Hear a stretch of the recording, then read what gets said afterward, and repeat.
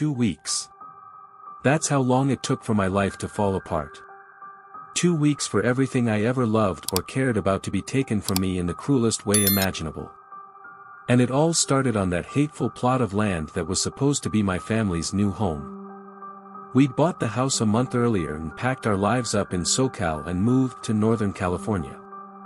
It was unassuming, 2-story, 3-bedroom, cheaply built, and overpriced in an attempt to cash in on the housing shortage. The whole housing subdivision was like that, and in the end, the gamble failed. Only about a third of the houses were occupied. We arrived early in the morning. Spring had just reared its head and showers still peppered the land.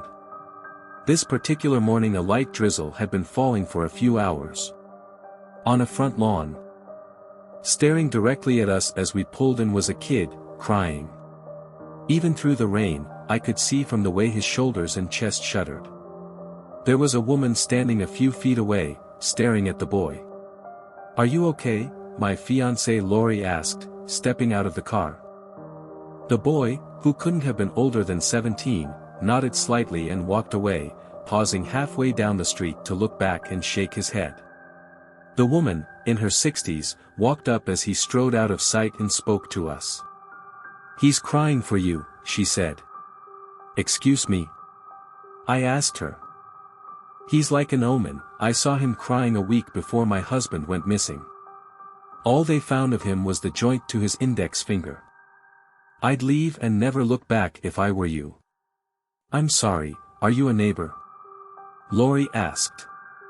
"Nah, don't live here. Just follow the boy around whenever I see him crying. Never says anything to the people he's supposed to warn, so that's why I'm here. I know you're kind though, young, arrogant, and unwilling to listen. It's fine, I'm just a crazy old lady, just know this land here. It knows nothing but tragedy. Settlers watered it with the blood of Indians slaughtered by the hundreds, and before them, they did it to each other. See, bound by tragedy, it'll come to pass again. Advertisements. I think you should be going," I said firmly. "I'm off." "Just don't say I didn't warn you," she said and hobbled away. "What the hell was that about?" I asked, facing Lori. "Locals trying to scare us. I get it, people like us move en masse, raise rents, vote differently, and change their way of life. It's easy to see why they'd get resentful," she said. She saw the look in my eyes and frowned. "Amir, I didn't mean it like that. I'm not trying to sympathize with bigots, I'm just saying my parents think like her, I know what's running through her mind. But honestly, fuck her. She doesn't matter, we do. The people around here are probably used to getting everything handed to them, why can't we take a little something from ourselves?" I was comforted by her words then, but in hindsight, she was wrong. Mrs. Norris was eccentric and crotchety, but she never had anything handed to her. She grew up poor and lived poor most of her life, and even now she works as a Walmart greeter. If anyone had been lucky, it had been me. My entire life I only failed upwards. When I fucked off in high school, Mom and Dad's alumni status and hefty donations to an Ivy League school ensured my acceptance. When I renounced my parents' faith, they stopped talking to me, but made sure my classes were paid for, and they always kept me in their prayers. I had a job lined up for me the moment I graduated at Dad's law firm, even if he scheduled it so we'd never interact. He even left me a trust fund that was enough to afford this house and co-signed when Lori asked him to. I didn't know until after all the horrors I've experienced how good I had it. Guess you don't know what you have until it's wretched from your hands. Lori brought Carter out of his seat, my beautiful son, 1.5 years now. I wanted to name him after my brother. He was closer to me in skin tone than Lori, and he even had my father's eyes. But in Lori's exact words, "You didn't carry him for 9 months, you weren't even there for me until the last second." It was true. My son was born 2 months after I graduated. I didn't want to be a father. I held firm to this even when a casual fling ended with a pregnancy neither her parents nor I wanted. But she was resolute. Lori was stubborn like that, driven by rebellious impulse. The only reason she had hooked up with me was that she knew it'd piss off her parents, especially her dad. We agreed that she'd have full custody and I wouldn't have to even meet the kid. I had agreed, but when her labor came she called me while she was on the way to the hospital. She was afraid and her parents had all but disowned her. I came, I shouldn't have. Every part of my body was screaming for me to just run, but on impulse, I showed up. When I held him for the first time in my arms, I knew this was all I had ever wanted. I cried of course and broke into myself that I had ever considered cutting my beautiful baby boy from my life. I proposed later that night, and Lori said yes, almost in shock. I told myself we were fighting against the world that day, against her racist parents, against ourselves. I'd make this work, I'd fight for us, for Carter. We brought our son inside, did some unpacking, and settled in for the night. I ended up falling asleep on the couch after a few beers and some late-night TV. Lori put Carter to bed and went to bed alone, later telling me she didn't want to wake me. What roused me that night was a sound. Something that pierced the veil of dream and reeled me back to the real world. Tch thump. My eyes shot open and sat up, and looked around the living room. Only a few dim beams of streetlight peered in through the window, their pallid light doing little to render anything visible beyond a blurry silhouette. I froze, let my heart settle. Waited for what felt like an eternity, then laid back down. Tch thump. Tch thump. I lay there, still and attentive, trying to parse what the sound was and where it was coming from. I tried to rationalize it as Lori being up and about, but as the sound repeated I picked up details that cast certainty into doubt. There was a slick wetness to it that couldn't have been Lori. Unless she now took to dragging wet rolls of tarp around in the middle of the night. I waited and listened until the sounds faded. I don't know if they actually did or if the pull of sleep overcame my unease. All I know is that I woke up nearly late for work and before I could ask Lori if she had heard anything. I had fled the house and sped all the way to my dad's newly opened NorCal office. Later that day as I returned home I found Lori on the front lawn, Carter in hand waiting for me. Her face was contorted into an annoyed scowl. "What's wrong?" I asked, stepping out of the car. That weird kid was back, around noon. And so was the old lady, she said. What did they want? I think they're trying to scare us out of here. The kid was crying again, bawling actually. The lady was behind him said that it's already started and that our clock was ticking down. When I asked her what she meant by that she all but threatened me.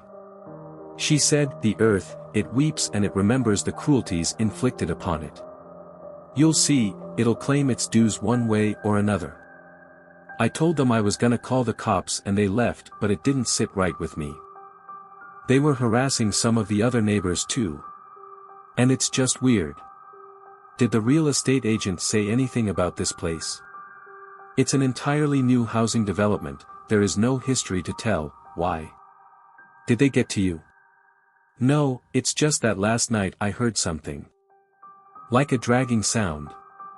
I thought maybe it was you, but it felt like something was watching me. It didn't feel like you. I heard that too, didn't feel like anyone watching me, just the noise, I said. Maybe we should call someone. A priest or Dash. Lori. Don't tell me you buy into that shit after one night of something that's easily explained. It's not too uncommon for people to have houses cleansed when they move, maybe it's worth entertaining. Just down the street from us are nature reserves that used to be native land. Maybe it's them, ever think of that? You said it yourself, they have every reason to try to get rid of us. That's a little convoluted, isn't it? Why would anyone go out of their way like that for us? What about the others they've bothered? She asked. Plenty of people have gone after us for less. Lori, having my kid put you at odds with half your family alone. Your dad shot at me, I'm not surprised by the crazy shit people do anymore. We'll let security know that they're harassing us, problem solved. Lori looked at me with weary eyes. Maybe. She glanced back down at Carter who giggled and she smiled. Yeah, you're right, she said and let her shoulders relax. A few days went by without incident, and I was starting to settle into the flow of things. We got to know some of our neighbors. At Laurie's behest, and I was trying to get Carter to say his first words, but the word, "dada," seemed to evade him. Laurie was still in a bit of a funk. She got it often enough that I talked about therapy, though she always evaded the topic. She dropped out of college, was disowned by her parents, and got engaged to the man responsible for her fall from grace on a whim. I caught her crying half a dozen times since she'd given birth. We hadn't had sex more than a few times since she gave birth. I could tell she wanted to be more than a housewife, and I know we needed the extra income. When I brought up that I was being groomed for a promotion, her eyes lit up. Think we'd be able to afford child care? Would be nice to have some time to work, maybe even finish my degree. It's in the realm of possibility. Still dream of being a nurse? I said, smiling. I could change to accounting so I can annoy the hell out of you at work, she said with a laugh. All seemed to be right in the world, nowhere to go but up. We put Carter to bed in his room, and Laurie and I settled into our bed for the night. I rolled over onto her side, pressed against her, and said, "Let's make a brother for Carter." Laurie looked at me stunned at first before her face slacked into a grin. "You think you can decide that?" she asked. "We can try." "And what if I want a girl?" "We can try for a girl after we give Carter a brother. Think about it. Boys need other boys their age, and our daughter gets 2 older brothers to protect her." "You make a compelling argument," she said and moved to straddle me. We broke out into a wrestling match, disrobing one another with every hold and shift of motion. Laurie was halfway through pulling my boxers down when the sound of glass shattering froze us both in place. Seconds ticked by as my muscles tensed in anticipation. Another explosion of glass made the both of us flinch, and Carter awakened with a snort and then a wail. "Go," I said to Laurie, and she launched herself to Carter's room. I pulled my boxers up as I made my way downstairs. I snagged the bedside bat as another series of glass-shattering staccatos rang out throughout the house. "What the fuck?" Laurie shouted as I ran past, bat held so tightly in my hands my knuckles paled. In my anger and haste, I sprinted into the kitchen without thinking. As I flicked on the lights as I stepped on a shard of glass.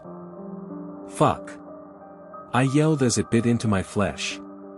I looked around at the sight before me, blood pooling steadily around my foot. Nothing but a cabinet and half a dozen glass cups shattered across the floor. I set the bat down on the counter and pried the sizable glass shard from my foot. I didn't have time to dress it. A scream rang out from upstairs. "Amir! Amir!" Laurie called, and I sprang up, and ran towards them, leaving bloody footprints on hardwood and carpeted stairs. I was yelling at myself internally. Whatever was doing this succeeded in separating us. As I reached the hallway, it dawned on me that I left the bat on the counter. Though my stomach tied itself into knots at the realization that I'd have to face whatever was in the room unarmed, nearly naked, and bleeding, I did not slow or relent. Advertisements. I flung myself through the open door, wild-eyed and ready to fight. Laurie was huddled in the furthest corner with our wailing son held close to her chest, a finger outstretched and pointing to the closet that faced her. My eyes flicked to where she pointed in the swirling darkness of the open closet door, and for the briefest of moments, I thought I saw movement. Muscles tensed and I raised my fists, but the apparition was dispelled the second I focused in on it. Already rationalizations formed within me. And adrenaline-fueled delusion was the one I clung to. "What? What did you see?" I asked Laurie as she tried to soothe Carter. I don't know, but there was something here. It was in the closet. It was staring at us," she said, and gazed down at the blood seeping into the carpet. "What happened downstairs?" she asked. Cupboard was open, and glasses fell out. "Amir, that doesn't just happen. We can't stay here anymore." "And what do you propose we do?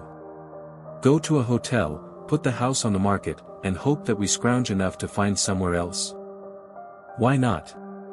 Because this is our only chance, Lori, because we have nothing else. We've made it here and I can't make a gamble like that. Half the houses here are empty, they haven't sold. If we leave and are worse off than when we started, we have no one to turn to, not your parents. Not mine, not a single friend. No one but us. We have to fight Lori, for us, for Carter. Carter had quieted, but Lori had tears carving slow paths down her cheek. I didn't think it'd be this hard. I didn't expect a walk in the park, but fuck, I didn't think it feels like this. Every day is a pit I have to crawl out from, and every day it feels deeper, she said. I closed the distance between us, embraced her and Carter, and with my head on hers I asked her to fight, and through tears and quiet hiccups she said, I will. We spent the next hour cleaning up the house. Lori bandaged my foot and we planned to rent a carpet cleaner for all the blood. We moved Carter's crib into our bedroom at Lori's request, so that killed my plans for making Carter a brother. Things settled for the night and we fell into a fretful sleep. The next day as I was coming home from work I noticed that strange kid again. Mrs. Norris was far behind on the intersection of my street and another. Like before, he was walking aimlessly but paused in front of our house. He was crying again, but harder this time. Sobs racked his body as he struggled to hold a steady breath. You're not supposed to be here, I said as I walked by. He nodded and kept walking but paused for a moment, letting his crying die down until he could speak, and he said, You're the ones that don't belong. The earth here. It's wept and none listened to its pleas, and so now it lashes out. I headed toward him at a brisk pace and grabbed onto his shirt, pulling him close so he could see how deadly serious I was. Are you threatening me and my family? He met my gaze, there was nothing in his eyes. No provocation, but he was crying again. A smile split his face, and his unsettlingly perfect teeth bared. He looked back into my eyes and said, It'll end in screams. He shook his head and cried until I was disturbed enough to let him go. He started walking away from me again. Almost limping now, and I regretted not slugging him when I had a chance. Now I had to deal with the hobbling hag, Mrs. Norris. Henry, a neighbor I recognized from 3 doors down, was turning away from her. His walk was tense, and as he retreated back to his house the old woman locked eyes with me and approached to speak. I let out a sigh as she closed the distance. Since you're too much of a fool to heed a warning from those who know better, let me give you a word of advice. Offer yourself in their place. Take your blood, slather it on your door, offer your life. You'll spend every waking moment of your life in regret if you don't, she said.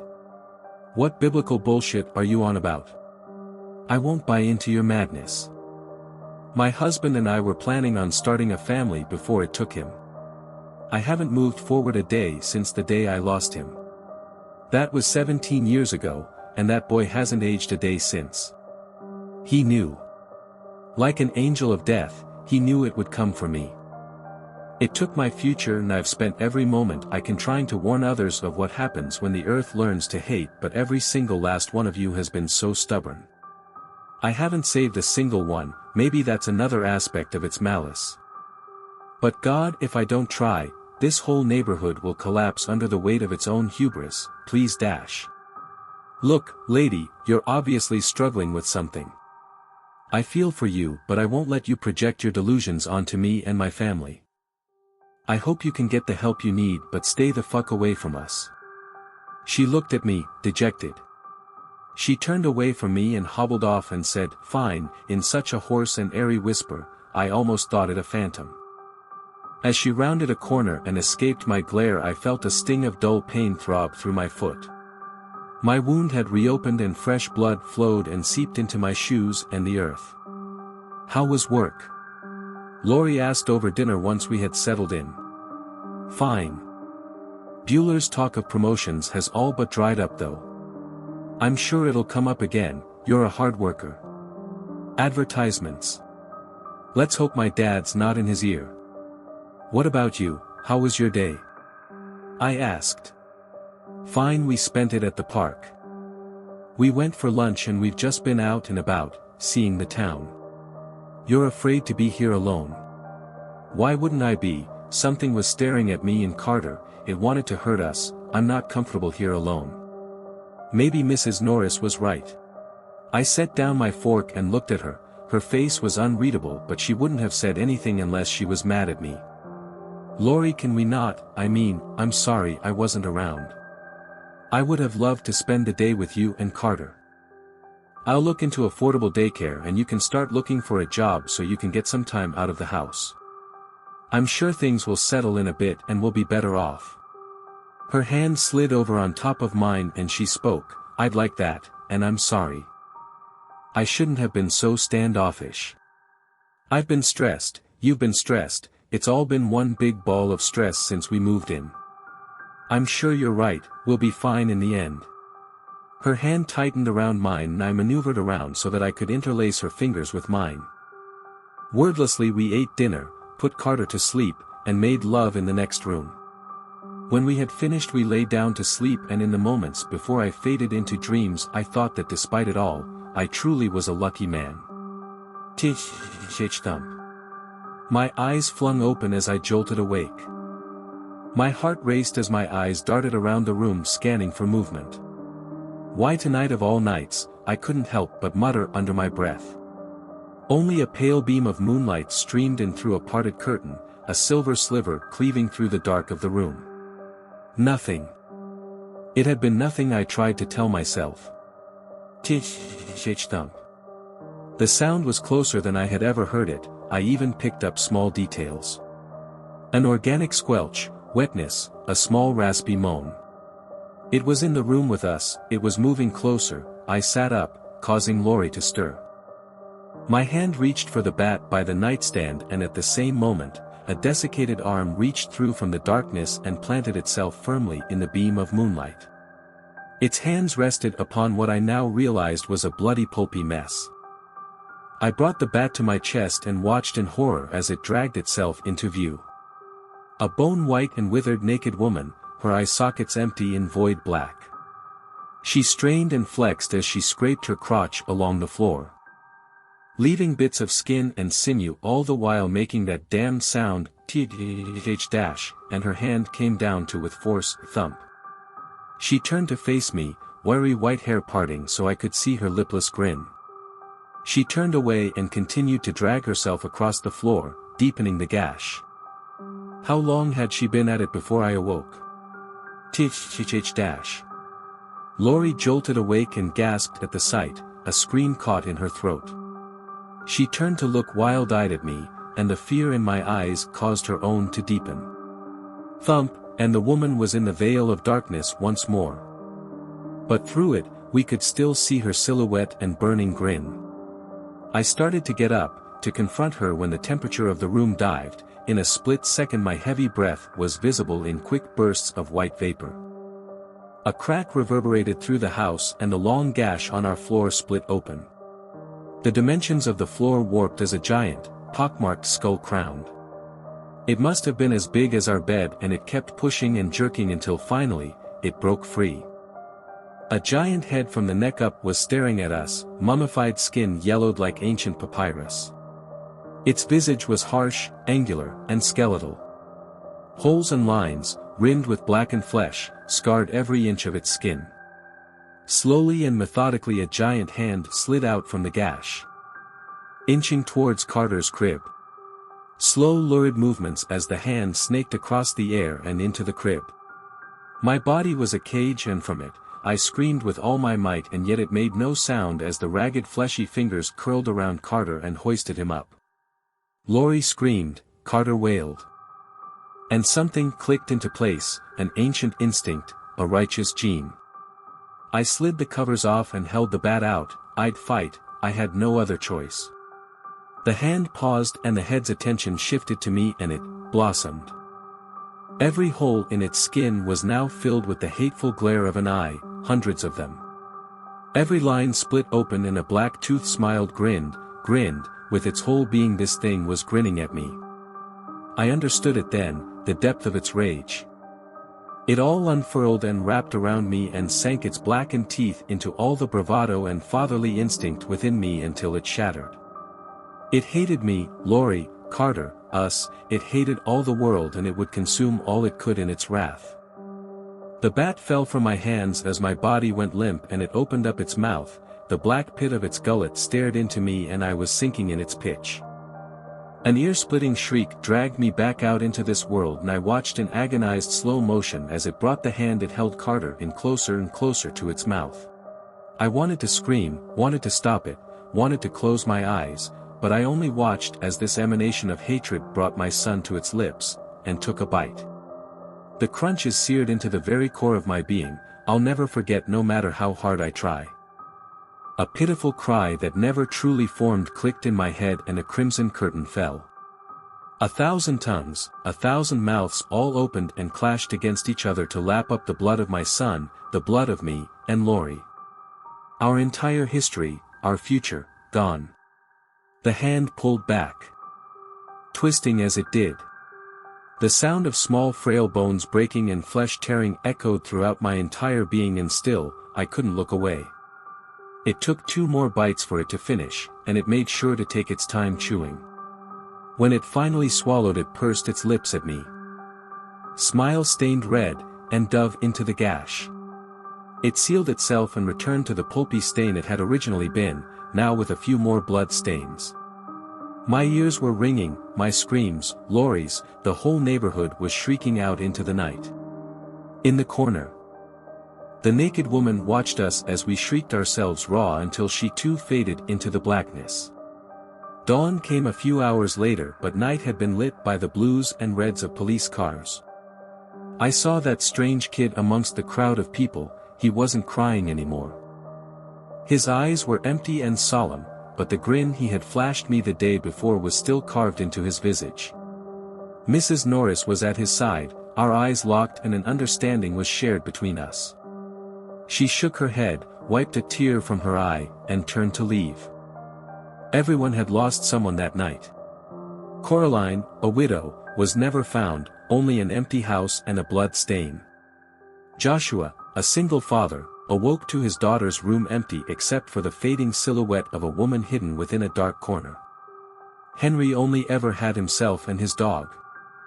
All that was left of the chocolate lab was the bisected lower half. There are other tales and losses too painful to hear, but no one escaped the wrath of that angel of death, a resentful plot of land, or maybe some unknown dues finally being paid. I couldn't answer the police's questions. And they couldn't answer ours, not even the local news stations would hear our pleas. Maybe there was some higher power at play, trying to cover up the event, the calamity that shattered the lives of dozens. Maybe the truth will come out one day. Or maybe this has happened before and they've perfected the methods of covering it up. If there's a consequence in store for my account, I'll be dead before I ever face it. That fateful night was 3 days ago. I haven't gone to work since or even talked to Lori. Catatonic. My mind regressed into a shell of itself because what else could I have done? Yesterday, I walked in on Lori, lifeless. She downed all the bottles of medication she could find. I thought I had nothing left to lose, but then I saw her. That shell broke and I collapsed into myself more than I ever knew I could. I think I'll be following after her and Carter before the day is done. I was never a religious man, it's why my father disowned me. Now I pray that they're out there, in a better place. And that they're waiting for me and we won't have to fight anymore. My father once told me that children are your legacy, your future, and so to be fruitful. I think about how much we've taken from the earth and how much suffering it's witnessed, how much blood has been spilled on it. How long it must have spent beneath our shadow weeping, praying for it to end, with enough time and tragedy even the brightest of hearts warp and twist into something else. Maybe you can only take from someone so much before it takes back. It took everything from me. I don't know how far this spreads, where and if it'll strike again. All I know is that the very earth we tread and live on can grow to hate us, and maybe for you, it already does.